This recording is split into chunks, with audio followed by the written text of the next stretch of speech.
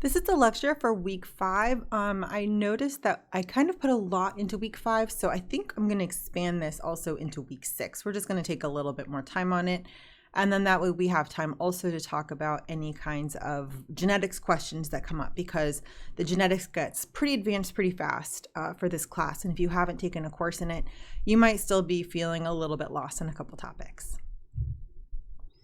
We're going to start out with regionalization, then move into organizers. They're really intertwined topics. So regionalization is typically run by organizers. I'm just separating them out into separate topics just since they're different vocabulary terms, and I think it'll make it easier to follow. So let's start up with regionalization. We've been talking about this a lot already this semester, and we know that there are multiple ways to divide up an embryo. For example, I talked about the long germ band method versus the short germ band method that we see in insects. But what's going to be common in these different ways to divide up an embryo all at once or sequentially is that they're always going to involve this progressive fate restriction. So progressive fate restriction.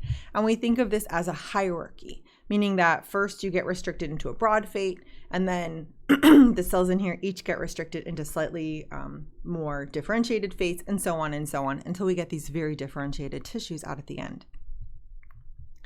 And we think that there are these gene expression outputs that are complex and combinatorial that give these particular cell fates. So you don't just have one gene being expressed in a cell saying this cell will be this fate. Instead, it requires a lot of different genes being expressed all at the same time to give one particular fate. So let's look at an example that we've thought of before already, only now we're going to dive a little deeper into it, and we're going to look a little further on. So we thought about the Drosophila segmentation cascade in terms of regionalization, head versus tail already, but now I want to stick some more details onto that and some more complexity. So just to note here for Drosophila segmentation, this is not the normal way that organisms segment. It differs from typical regionalization because it's happening in a syncytial blastoderm. That means that all the segments form at once. That said, there are a lot of other developmental patternings that happen across tissues where things get patterned sort of all at once, not successively like they do in segmentation in other insects and vertebrates. Because of that, this is then a model for hierarchical developmental patterning.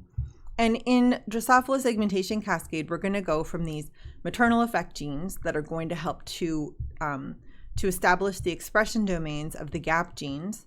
The gap genes and maternal effect genes act together to establish expression domains of the parallel genes, and the parallel genes are going to turn on the expression of the segment polarity genes. So again, even though this isn't the typical way to pattern an embryo, it's the most well understood complex developmental patterning, and it really illustrates this idea of hierarchical developmental patterning, which is used in just so many developmental contexts. So I've got a little sore throat going on today from all this wood smoke outside. All right, so let's look at the segmentation cascade. And I'm going to look at this real quickly, and then we're going to look into a little bit more deeply, sort of one panel at a time.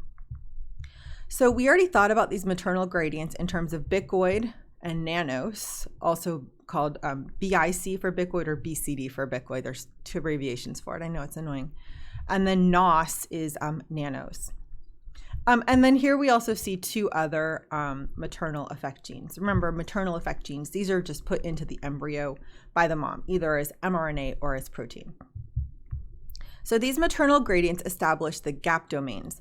And we already thought about hunchback. So hunchback gets turned on when we have high levels of bicoid and low levels or actually no nanos. So almost as soon as the nanos domain starts, this hunchback is at exactly 0. So hunchback is really a good readout of having high to moderate levels of bicoid. And we can see this for all of these other gap domains as well. And I'm going to get into those a little bit more later on. And now comes this weird translation here. So these gap domains are really saying, okay, stick the head over here, stick the thorax over here, stick the abdomen over here, stick the tail over here. But now we have to also place on top of that this segmentation pattern, the pattern of segments. And that is the pair rule pattern here.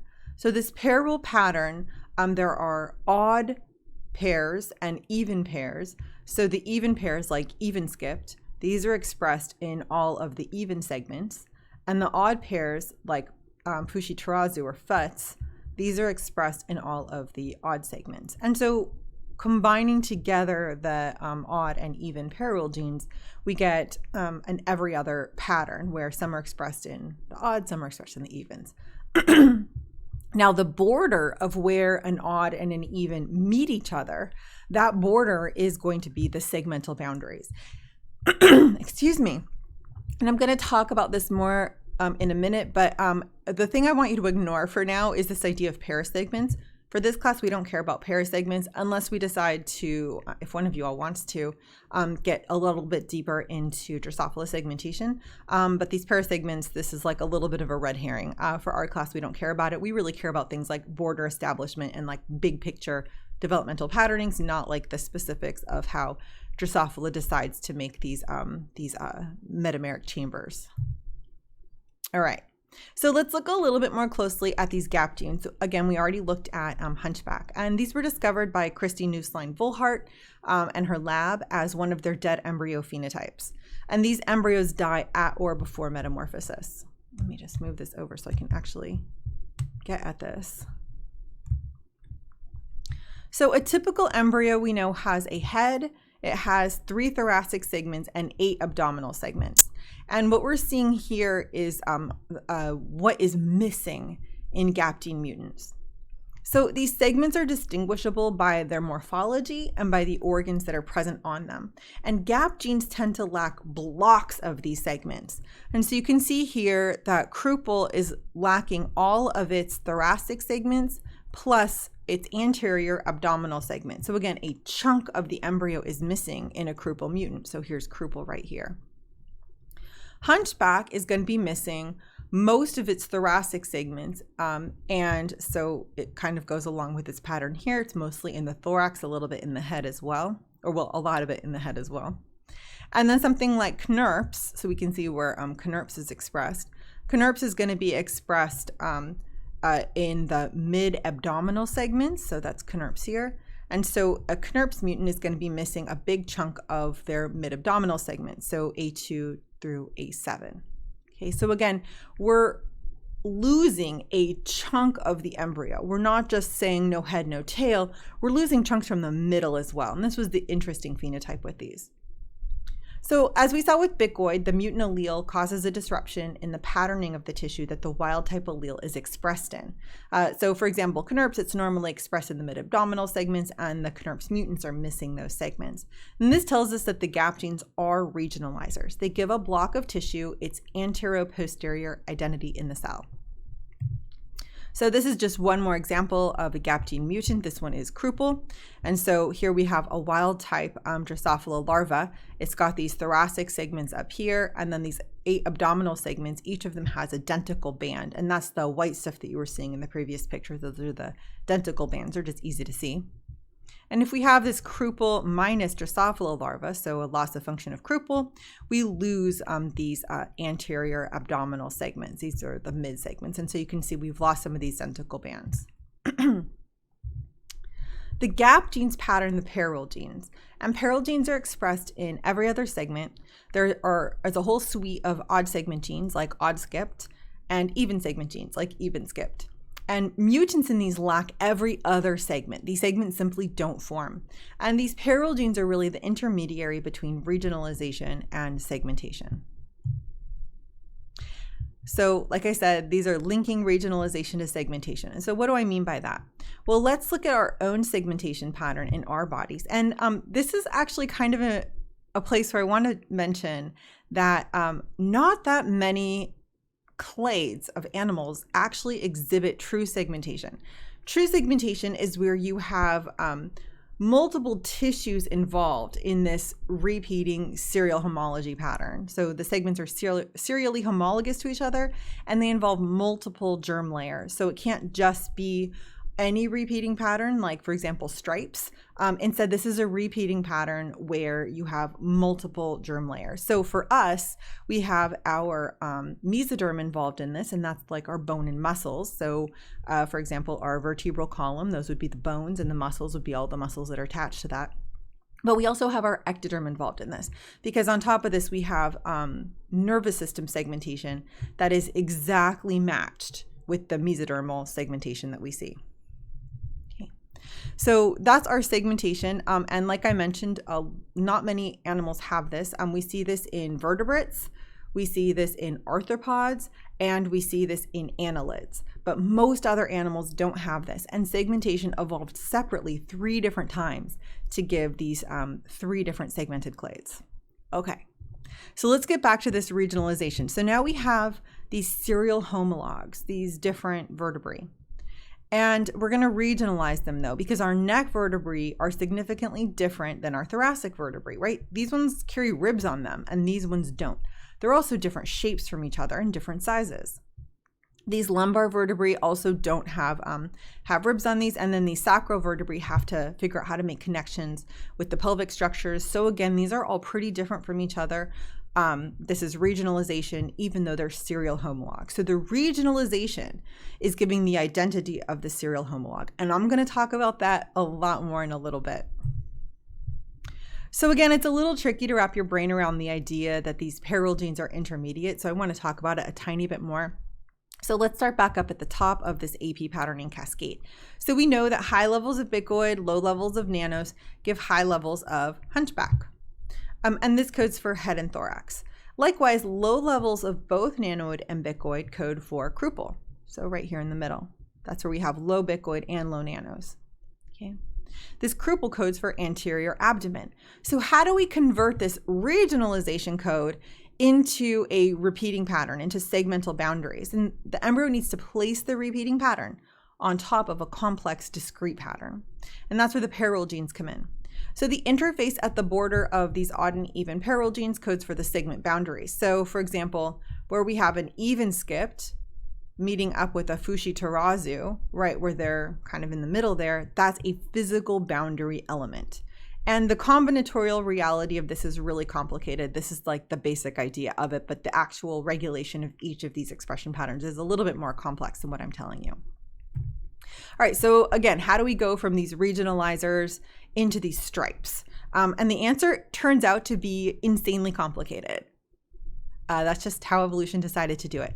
So I want to start right in the middle of this diagram right here. And this part shows the even skip gene on its chromosome. And we call this gene Eve. So it's even skip, but we just call it Eve for short. The arrow here, this shows the protein coding region of Eve. And all of the blocks around it are cis regulatory regions. We call each of these blocks an enhancer. An enhancer can contain one or many transcriptional binding sites, transcription factor binding sites, and they're these transcription factor binding sites that are clustered together, and they're usually going to rule within an enhancer. That's usually going to rule one specific expression pattern of this. So enhancers typically control the gene expression pattern under specific circumstances. So I want to give you kind of 2 examples of this. So one is the example I always think about, which is body hair. So we know that we express the genes needed for body hair all over the body, right? And they're going to have different elements controlling those different expression patterns, right? We express it on the head, we express it, on our hands, and it's different kind of hair in each of these places. And so that's what these enhancers are regulating. Even though it's all hair, we have slightly different kinds of hair across our body. And that's the regionalization part of the hair. And we don't just have one thing controlling all hair growth, right? So the things controlling hair growth on your hands are probably going to be a little bit different than the genes controlling hair growth on your scalp. So again, these enhancers control gene expression patterns under specific circumstances.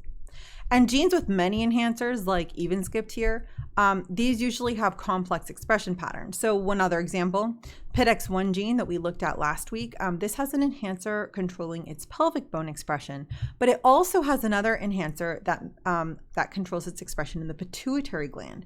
And this is kind of really neat. This modularity of expression control of these genes make it possible for evolution to act on one expression domain of a particular protein without affecting the rest of its effect on the body. So again, this is going to be really useful if we have pleiotropic genes that do multiple things in the body.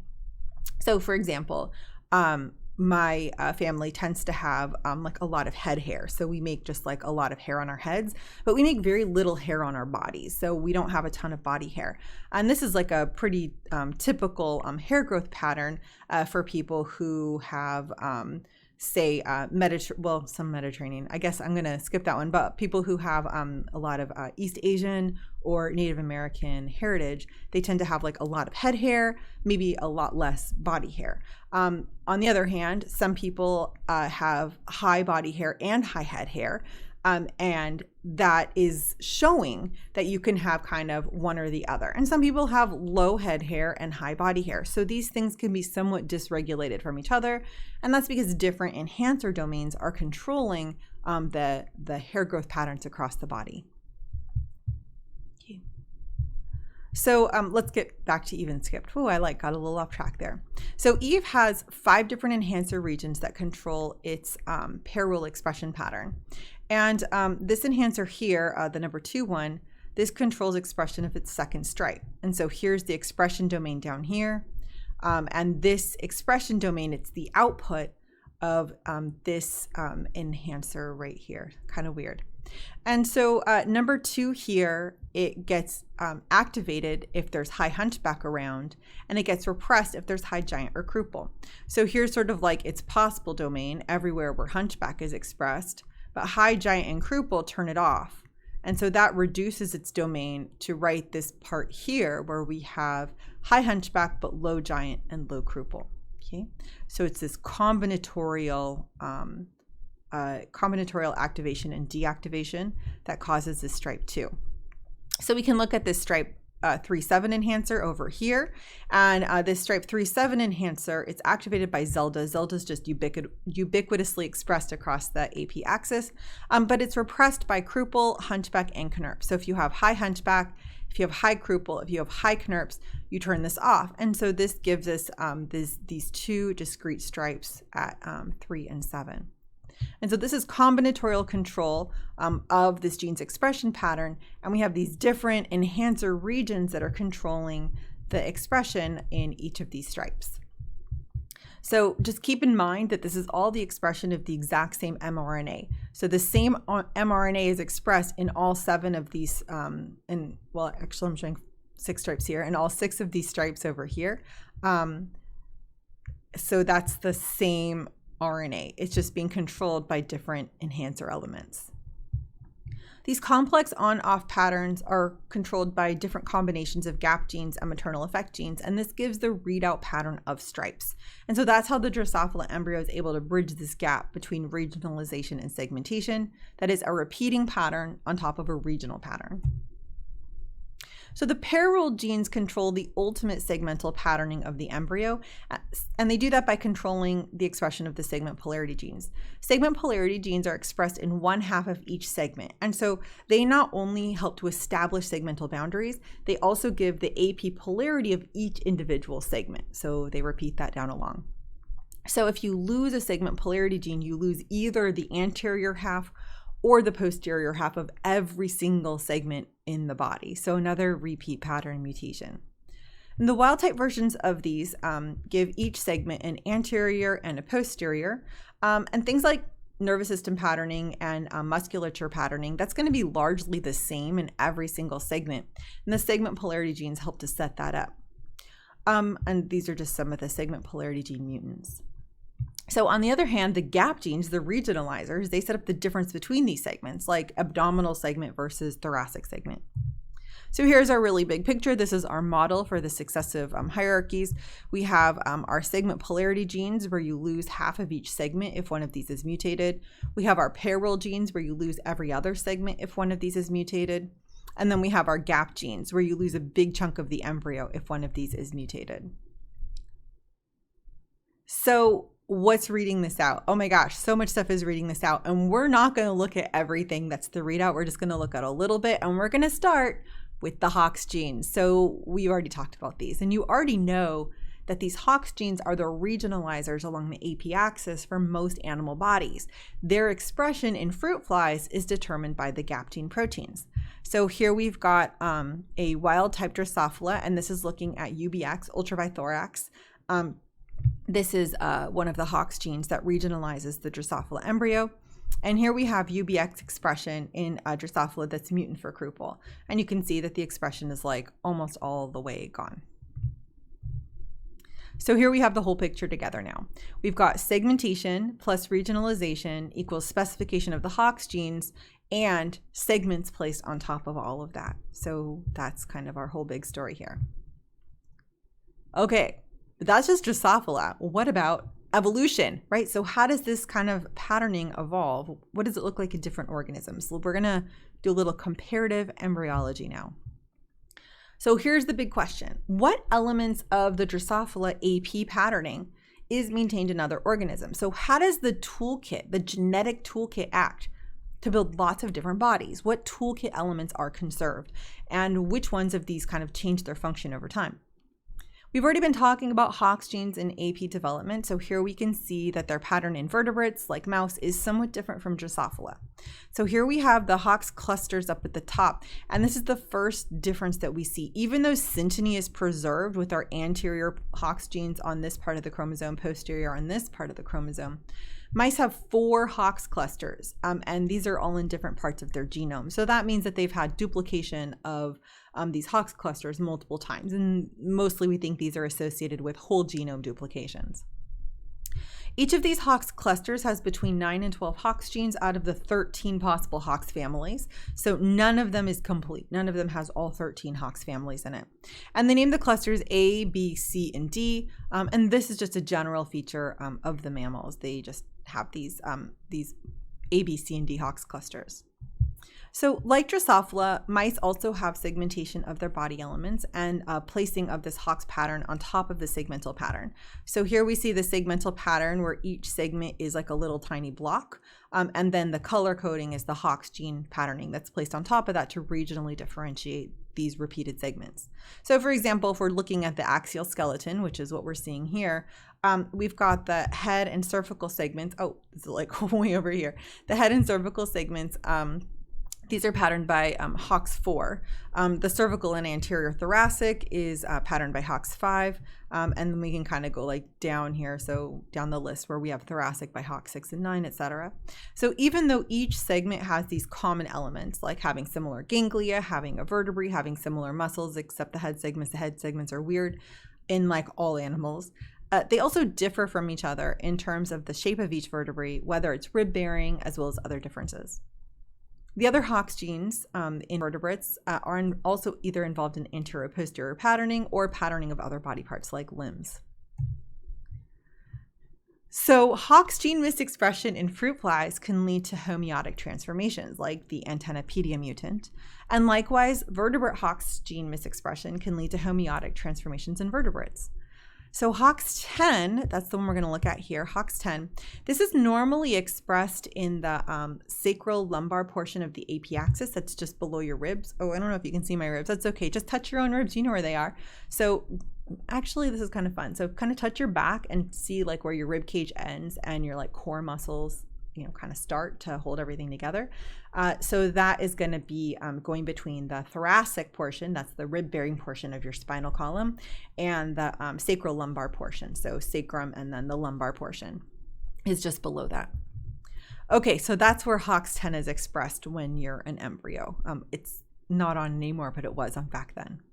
So overexpression of it in the thoracic region, so they basically increased the expression pattern of Hox10 from here all the way over into here, into the thoracic region. They've widened the expression pattern of Hox10. This actually converts these thoracic vertebrae into non-rib-bearing segments. So they look more like sacral lumbar segments, which is kind of awesome. So this mouse now doesn't have any rib-bearing segments anymore. Okay, so that's if they turn it on more. And they actually overexpressed it by putting a different promoter region in front of it. This promoter region normally drives distalis expression. So that's what this means. This means this is a gene fusion where they fused the distalis promoter to the Hox10A protein coding region. And so that will express Hox10A wherever distalis is normally expressed. So here's looking at kind of like a little bit of a bigger picture of this. This is looking at regional patterning of the whole axial skeleton by Hox paralog groups 6 and 10. So these are skeletal preparations. Again, just the axial skeleton is what we're focusing in on here. I'm looking at global inactivation. Those are the LOF ones. So we see LOF here. So that's loss of function, LOF, or ectopic activation. And those are the GOF ones. Like here's the GOF one over here. And they're looking at the paralogs of Hox groups 6 and 10. So 6, that's going to have red boxes around it, and 10, that's going to have green boxes around it. Okay, so what do they find when they do this?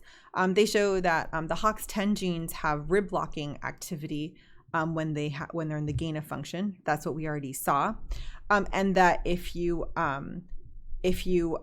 overexpress the Hox 6 genes, instead you actually get ectopic ribs. So too much Hox 6 gives you more ribs. It gives you more thoracic vertebrae, basically.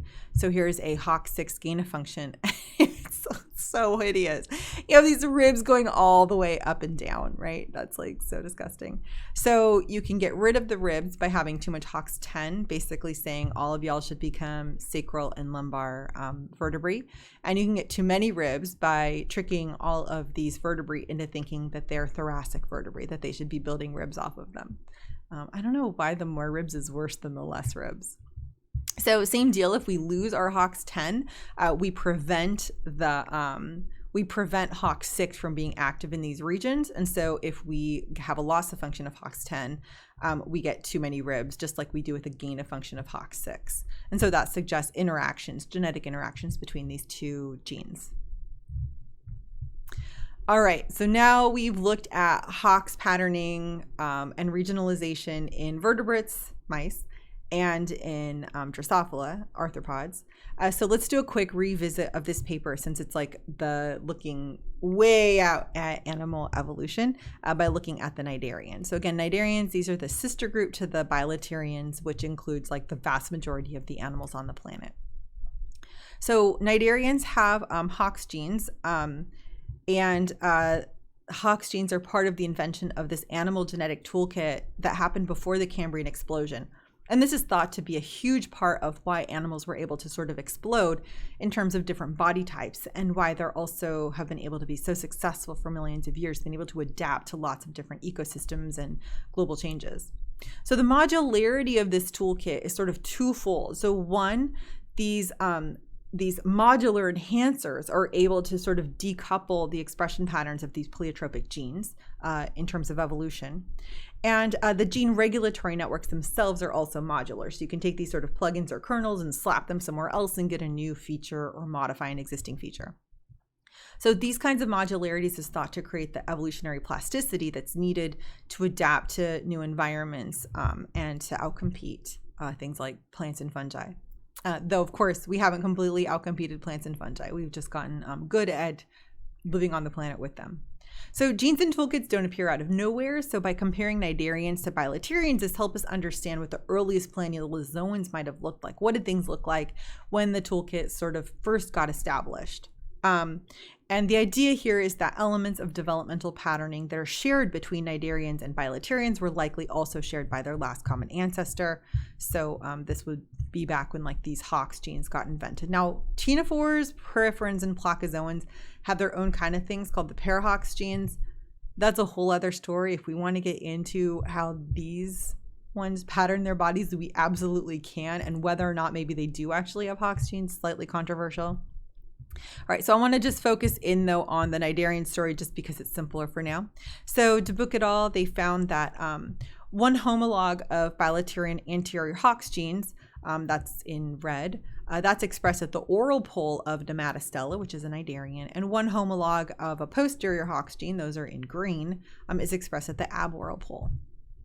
So they also did loss of function and gain of function, just like we saw for the Hox 6 and Hox 10 in mice, to look for axis defects. So as markers, they used just like phenotypic markers, like is there a mouth, is there a ciliary tuft, to differentiate between the oral and aboral poles. This is the normal expression pattern of their anterior 6 and their posterior 1 Hox genes. They also looked at Wnt. So Wnt should pattern parts that are not part of either pole. And then they looked at snail, which is a gene that codes for endomesoderm. Nematocella and Cnidarians don't have true mesoderm, but they have this stuff called endomesoderm, and so that should be lining the gut and also at the aboral pole. Okay.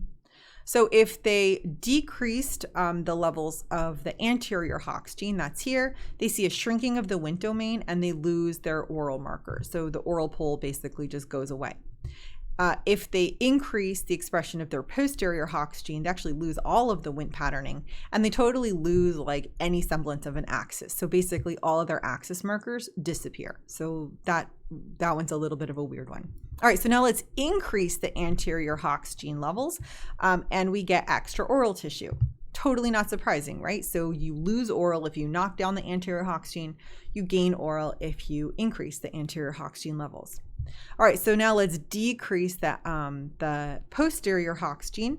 We expand the expression of the Wnt gene, so the no pole genes, and we get extra oral tissue and lose aboral tissue. So this whole thing together suggests that the posterior Hox gene has organizer activity and also specifies the aboral region. But on the other hand, like I mentioned last time, there's this whole other paper that looked at more Hox genes. So that's only looking at 2 Hox genes. But what happens if you try to look at all of the anthozoan? And the anthozoa are the clade of Cnidaria that Nematocella belongs to. That's when you see these whatever. That just is talking about the specific clade of Cnidaria. So what happens if you look at the expression pattern of a lot of different Hox genes, and that's what they're looking at here, and they end up seeing this expression pattern that's sort of like a radial around the mouth. And they call this axis the directive axis. So we have the oral aboral axis in Cnidaria, and then the directive axis is the axis that's around the mouth, which is kind of a weird axis, but there it is. So this is looking at the expression domains of all of these different Nematostella Hox genes around the mouth.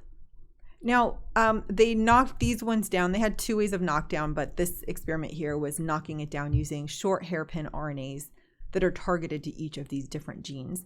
And this is where I was really surprised because they actually affected tentacle morphology.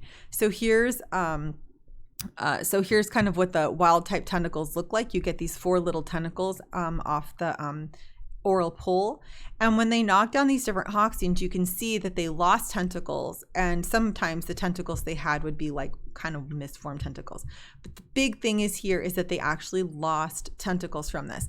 Now, this was really surprising to me because when I think of like a jellyfish with its tentacles or an anemone like Nematocella with its upwards facing tentacles, I kind of think of these as just like being like randomly distributed, like, oh, here's a tentacle, okay, we better skip some space, here's another tentacle, let's skip some space, etc. And you know, I just kind of think of them as being slapped on wherever. But it turns out that each tentacle is actually ruled by a specific patterning combination. That was just a big surprise to me. I really like this paper, it was neat. So same hierarchy that we saw last week. This is our general scheme for development. We get this initial regionalization of things like the major axes like AP and DV, as well as germ layer determination. Then we get specification of the major body parts into these specific regions. Then once we have sort of like the field for these body parts, then the axes of these body parts themselves need to get determined. And after that, then we get more specification of the subtissues and cells of each of the body parts. All right, that is our regionalization. So I'm gonna take a really quick break and then I'll have a second video up for organizers.